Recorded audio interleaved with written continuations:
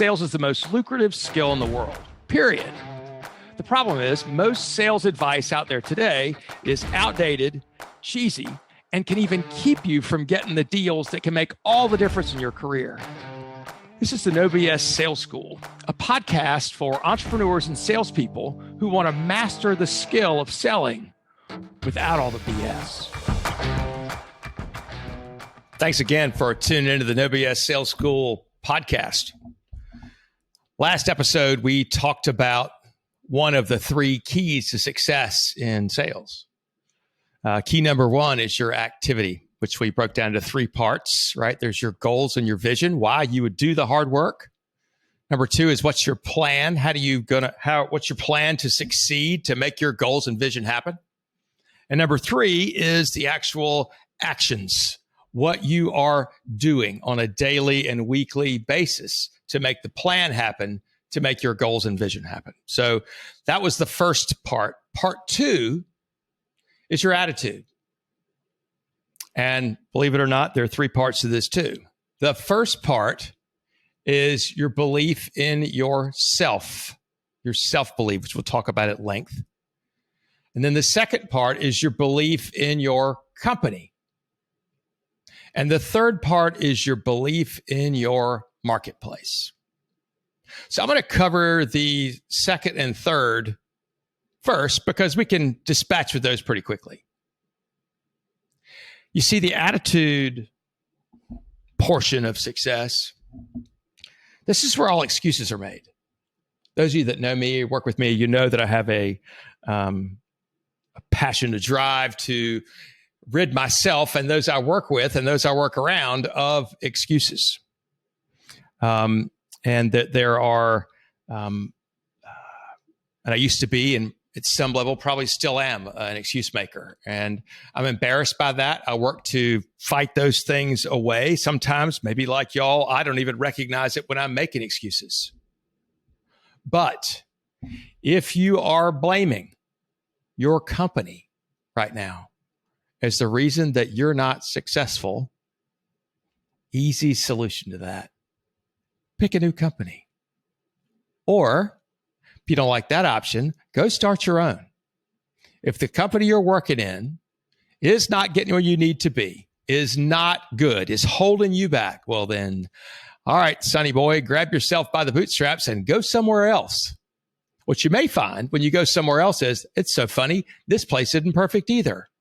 And the good news is you bring your own little box of problems with you when you go from one company to the next.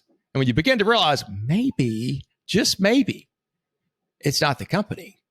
Maybe it's me. Then the second, the last one, which we're going to talk about before we talk about the first one, is your marketplace. Now, we are going through some period of turmoil in the economy, as quite frankly, as we always are. There's always some fear that things are changing. Chances are things are changing, whatever. It's going to get harder. Maybe. It's always hard. You're going to have to work more diligently. You're going to have to do more behavior. You're going to have to be tougher. And that's just life, right? It's going to get harder. And what we need to ask is to get better at it. We talked about this in the last episode. Don't ask for it to get easier because it's not. Ask to get better at it.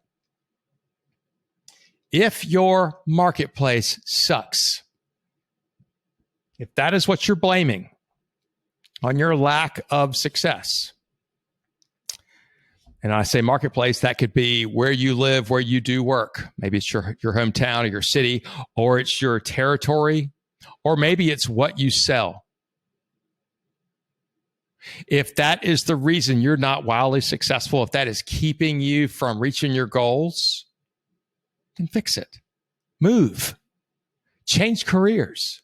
Do something else. Nobody, at least at this point, has got a gun to your head saying, oh, you're stuck in this job. Go somewhere else. Instead of blaming an outside factor, get a new career in a whole new industry. Leave wherever the hell you are, move to a different city where things may be better. Just don't make the excuse it's the marketplace. Here's what I want you to say. I haven't figured out how to sell in this environment. I haven't figured out how to meet my goals selling this stuff. But if your words are, I can't do it, they won't call me back, these people are stupid, nobody's going to pay this price. See, that's a bullshit excuse. You haven't figured out how to do it. And the more you can use those words, I haven't figured out how to, the freer you will become. Because you recognize, once again, you're the problem. That's the good news. And the bad news is you're the solution. You've got to change. The world's changing all the time, and it doesn't give a shit about you. You have to change, adjust, whatever, to make it work. If you want to make it, if you're committed to making it work. If you're not committed, it doesn't fucking matter what you do.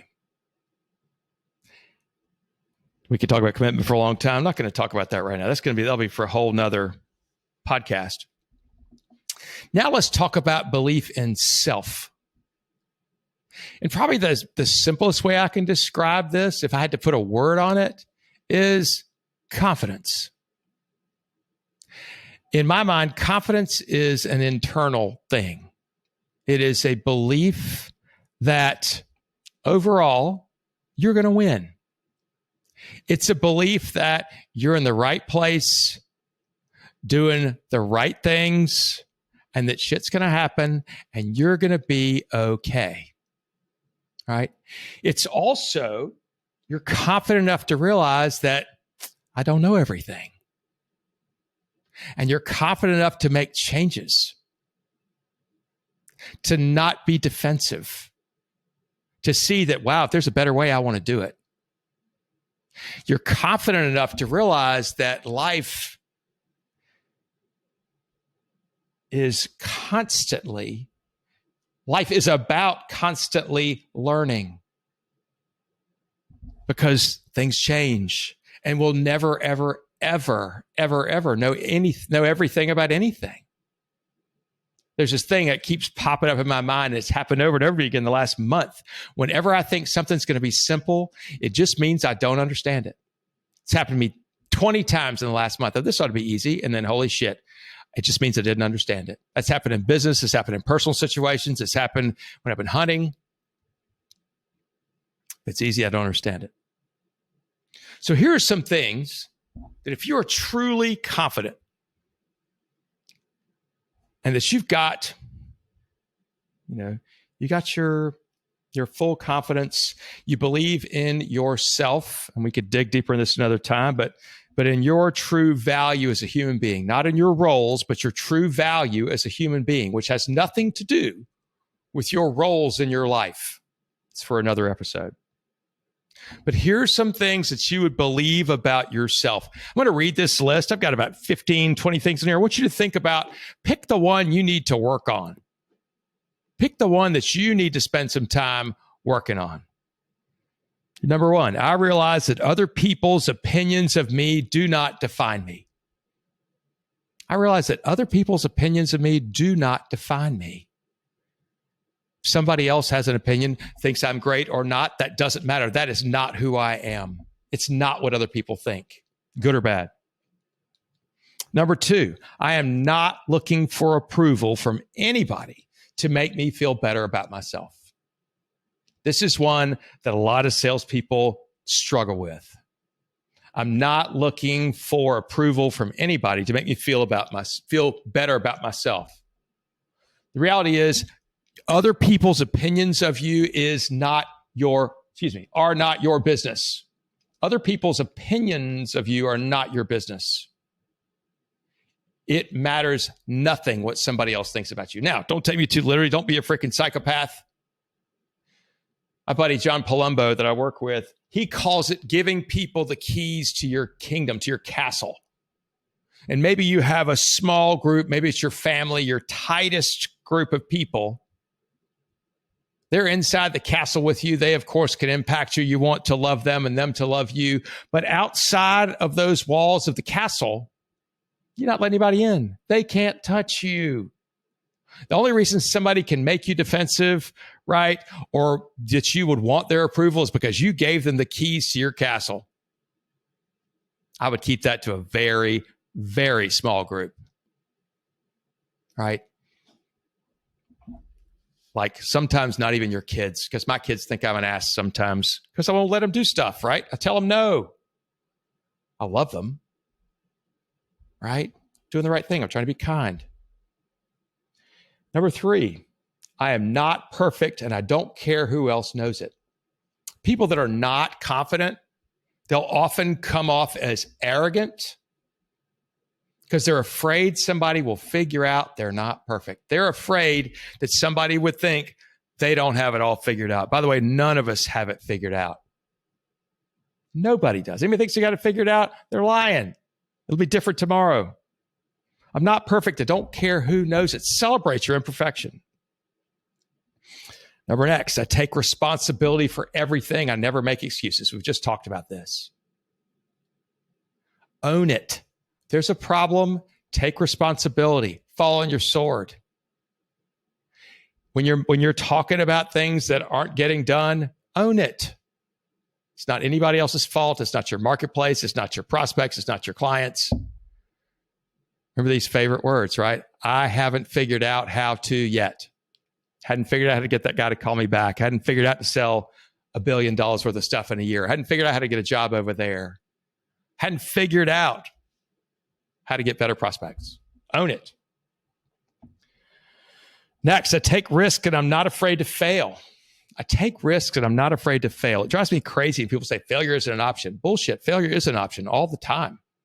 I've failed, God, 1 million times already today.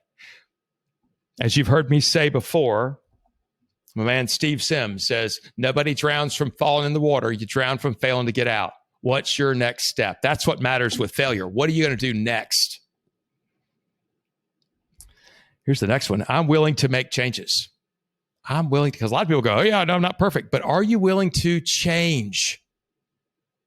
How committed are you to your own success? Are you willing to change? Change is hard. Here's the next one. I'm a lifelong learner. What are you doing right now to learn, to be better at your craft, to improve your brain? I've found this podcast. Y'all have heard me talk about this, the Founders Podcast by David Senra. It's one of the greatest educational tools I've ever come across. David reads a biography or an autobiography, probably 5 or 6 a month. He does a podcast where he doesn't do a summary of the book, but he talks about the things that other business founders need to know. Autobiographies and biographies of founders. And everybody from Jay-Z to Henry Ford to Steve Jobs to the guy that James Dyson invented, the Dyson vacuum cleaner. Fascinating stuff. If you have not listened to the Founders Podcast, I highly recommend. There's not one person I've recommended it to that hasn't loved it. So maybe you'll be the first. I lift others up. Are you somebody who realizes there's plenty of success in the world and that your job is to lift other people up, to help other people? See, people that have don't have much self-confidence, they rip other people down because they don't think that there's enough success for everybody. Those of us that are successful, that are confident, we realize there is an infinite amount of success. We want to lift other people up so they can have it too. Next one. Everybody around me is of equal high value. They just don't realize it. Everybody I come into contact with, everybody on the planet, it has equal high value. Just many of them don't recognize it. They're not living their life that way. So if you knew that everybody on the planet had super high value in the world, just maybe you don't recognize it, they may not recognize it, how would you treat other people if you knew they had high value? You'd probably treat them with respect. Focus on that. You treat other people with respect. Two more. I make people around me feel better about themselves. I don't mean being glib and giving bullshit compliments, right? But how can you be sincere and transparent with people? Make them feel better about themselves. Help them. And the last one is I'm known as a giver. Are you known as a giver? I think that takes, I think being a giver takes a decision. Most people, the opposite of a taker, for example. I think our natural pattern is to be takers, to wait for people to help us, right? We get that from childbirth. Not from childbirth. We get from being a very child, from being born, right? And it's great being a child when somebody else has taken care of all your every needs. But at some point, I would hope you'd make a decision to be a net giver where you are helping other people, sharing ideas, sharing vision, giving them a hand, whatever that is. Be a giver. So think about those beliefs. What's one or two you need to work on yourself that you're struggling with right now? I'd love to know. Email me, walker@walkermckay.com. Also, please, if you have not yet, as you subscribe to this podcast, I would like for you to leave a review. Stars are great. I appreciate the stars. Write a couple of words there. I need to get to 100 reviews. If I can get over 100 reviews, Apple starts paying real attention to my podcast. So please help a brother out. Let's get this thing going. Let me know if I can help you. Walker@walkermckay.com. Thanks for listening. Thanks for listening to the OBS Sales School podcast. If you haven't already, please take 1 minute to write a quick review for the show. It really does make a huge difference. Also, subscribe to the show and please forward this episode to somebody else who needs to hear it. As a bonus for listening, I'm going to give you access to a free mini course, 7 expensive sales mistakes you're making and what you can do about it. Go to www.7salesmistakes.com and get access to the free mini course. That's the number 7salesmistakes.com. Thanks again for listening to the OBS Sales School podcast.